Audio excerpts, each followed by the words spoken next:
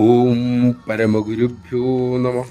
ലോകാസമസ്ത സുഖിനോ ഭവന്തു എന്ന് ഭാരതം ആരംഭം മുതലേ പ്രാർത്ഥിക്കുന്നു, ആശീർവദിക്കുന്നു. ഇന്ന് അമ്മയും ആ മഹാമന്ത്രം ലോകം മുഴുവൻ എത്തിക്കുകയാണ്.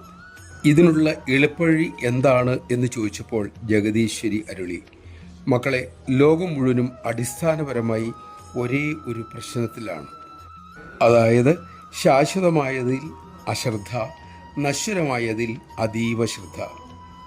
വ്യക്തമായി പറഞ്ഞാൽ ശരീരാദി കാര്യങ്ങളിൽ വലിയ ശ്രദ്ധയും താല്പര്യവും, ശാശ്വതമായ ആത്മാവിൽ പൂർണ്ണമായും അവഗണനയും. ഈ കാഴ്ചപ്പാട് മാറണം. ഭൗതിക കാര്യങ്ങൾ ഒന്നും വേണ്ട എന്ന് അമ്മ പറയുന്നില്ല. ശരീരം നന്നായി സംരക്ഷിക്കണം, പക്ഷെ അത് താൽക്കാലികമാണെന്നും അറിഞ്ഞിരിക്കണം. ഇത് ഓരോരുത്തരും സ്വയം അറിയേണ്ടതാണ്.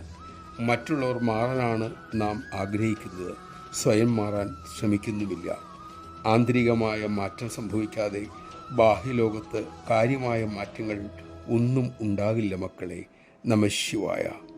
നമുക്ക് ആദ്യം മാറാം, അതോടെ ലോകവും മാറിക്കൊള്ളും.